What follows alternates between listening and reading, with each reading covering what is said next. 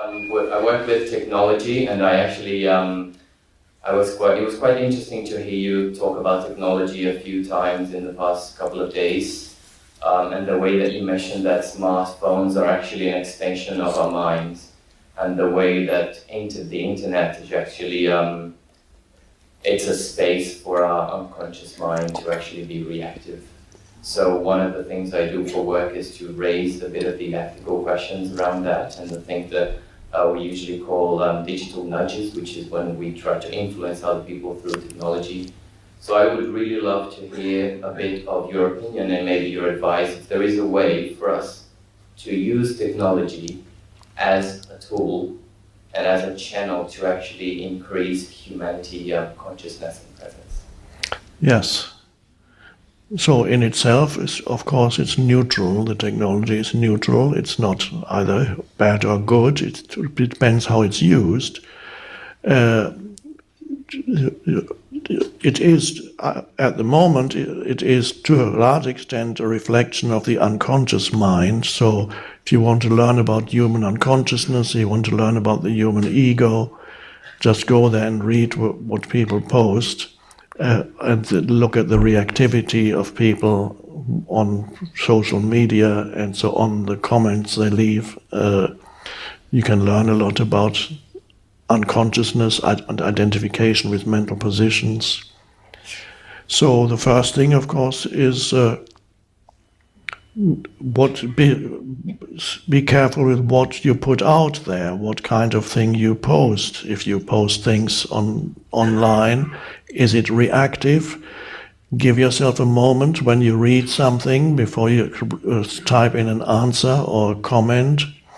Give yourself a moment and go within, and avoid making people wrong. You can talk about issues, but don't make people wrong and amplify your ego by making others wrong, even though their position, political or otherwise, you may regard as completely misguided or erroneous.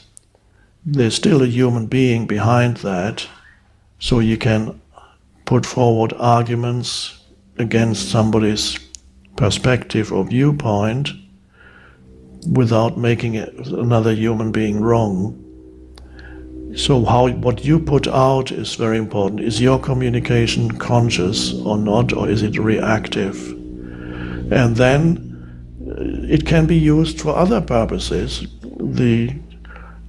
I'm there too sometimes. There are certain places where I appear could go to YouTube or whatever, and then suddenly there's a spiritual teacher talking. So do you professionally work with, what exactly do you do in your work with that involves the media, or? Pretty much involves the creation, the ideas around the digital products and services. So creating the product that people actually use and designing the interfaces that people actually use on the phones and on the computers. Right. There are some meditation sites on all these things, but there's a great potential for raising consciousness there. Somebody recommended to me several apps for meditation, which I now have on my phone. I haven't tried them yet. I've been there for a while. But I have 4 or 5 that are there, want to try them out. So that's the very thing that otherwise would clutter your mind, can actually also be used to bring about space or spaciousness in your mind. So it doesn't necessarily mean that when you have your phone, or in 99% of cases when people look, their mind is being cluttered, but maybe they're on a meditation app. Maybe they're looking at a beautiful, spacious picture or listening to some sound or saying, take a conscious breath, have a little reminder every 2 hours to take a conscious breath and bring spaciousness. Oh, yes, spaciousness. So the very same thing that otherwise clutters your mind can now unclutter your mind. it's possible. So I believe that is also going to grow now, and it has to, because otherwise that technology could potentially drive humans completely insane, to remove their ability to focus on anything for more than a few seconds. People create young people who are totally uncentered, have no spaciousness within, don't even communicate with humans anymore, because they prefer to communicate digitally. So all these things are important. What you put out is important. So always take into consideration whether this brings people to presence or whether it clutters somebody's mind. And perhaps you can combine, of course, what you do needs to be also commercially viable. So, but I believe you can combine the two. It's not necessarily a question of either it's commercially viable and it clutters people's minds, or its presence and we are going to go out of business. Doesn't have to be like that. It's up to you to be creative. The more still you are, the more creative insights you will have we might get some amazing ideas of what is possible. I can't tell you what is possible. I don't know enough about it. I know very little about it. So, but you're in a wonderful position.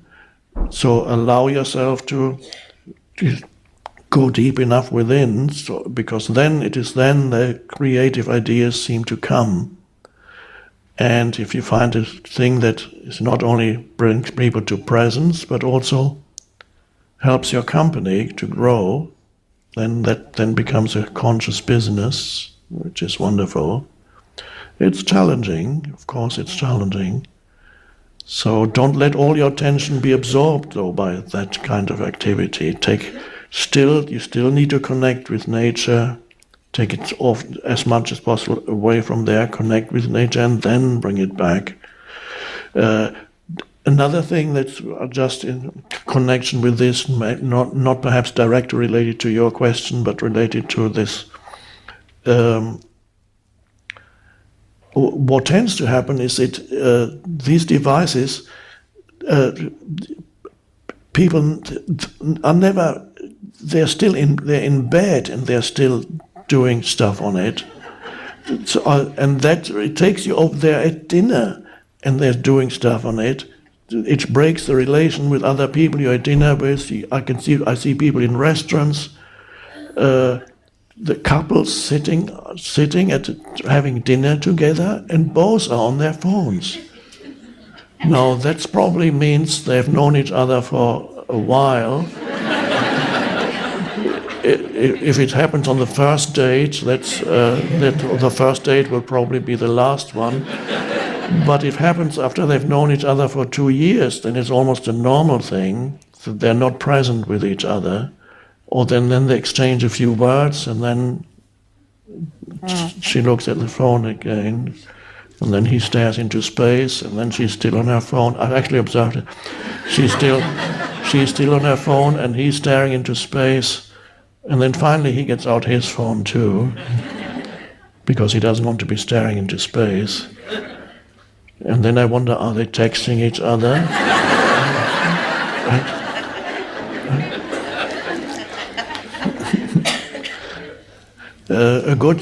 Two good things that I learned that in some huge companies, I believe it might be VW in Germany, well, they've had enough problems, but now they tell their employees after 6 p.m. they're not allowed to use the company phones anymore, not to deal with emails or anything. They need to get off. And that's a very wise thing, because the more people's attention gets absorbed by this, the more confused and non-creative they become, the more cluttered their minds become, the more ineffective they're even at their work. Not to mention, as human beings, their quality of life decreases enormously. So don't give yourself spaces, don't allow these things to take over your life. That's vitally important. So it's wonderful that some big companies like that have this policy now, no emails or anything after 6 p.m. Well, that's wonderful.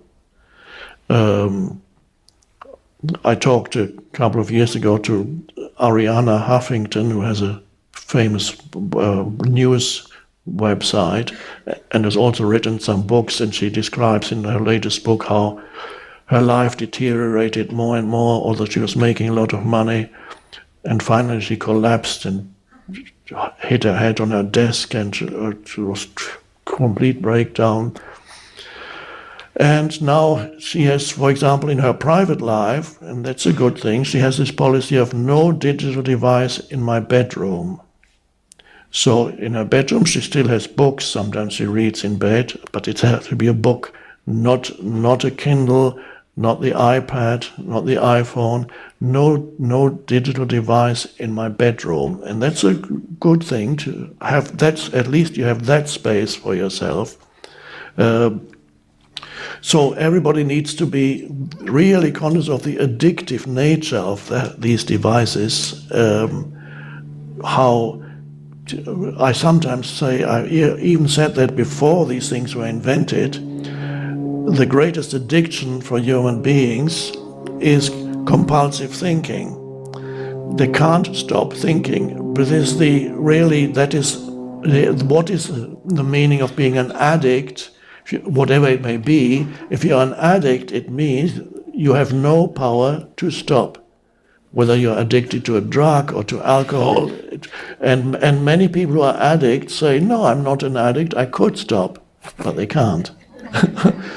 So the nature of being an addict is you no longer have the power to stop doing this kind. And this applies for many humans. First of all humans are addicts, and that was already before these devices came. All humans are addicts, addicted to their thinking, to their compulsive and unconscious, superfluous, excessive, often destructive thinking. They can't stop, and they don't want to stop because they're so identified with it. Their entire identity is in their thoughts. So they have to go on. They don't even know it. So the greatest addiction for humanity is not heroin or whatever, it's the human mind. That's actually, you're addicted to thinking. And now these devices are an amplification, externalization of the human mind. And so that makes it even more difficult to deal with, because then you not only have your mind, you also have the collective mind comes at you through your iPhone and their Samsung, which hopefully doesn't explode in your face. But so, well, if it did explode, that would make you present.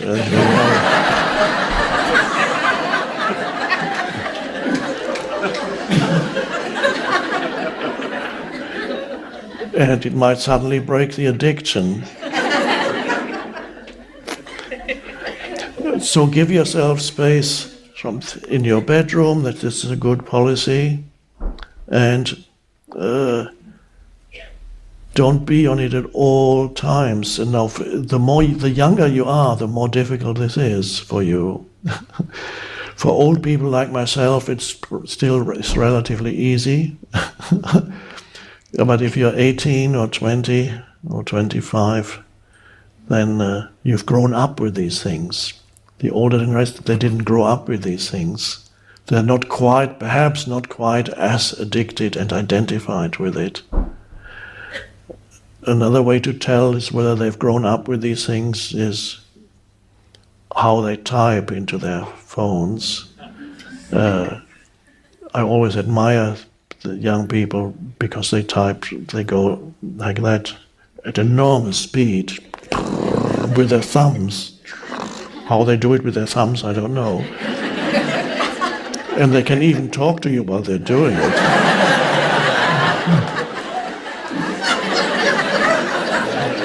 And then I get a text message, and somebody expects an answer who might not know that I'm not that fast, because, and then with the text message you can actually see that somebody is replying. You know that he's replying, and so they wait and say, why isn't he? So he's doing something.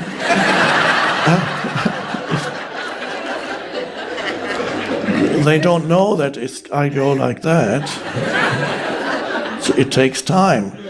And that's a good thing, because it's easy to be present when you're not good at this. You can be much more present.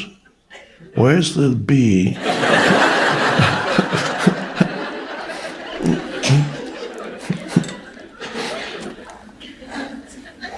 So it's a challenge. I hope you come up with something wonderful that promotes presence in this world and helps your business. Thank you.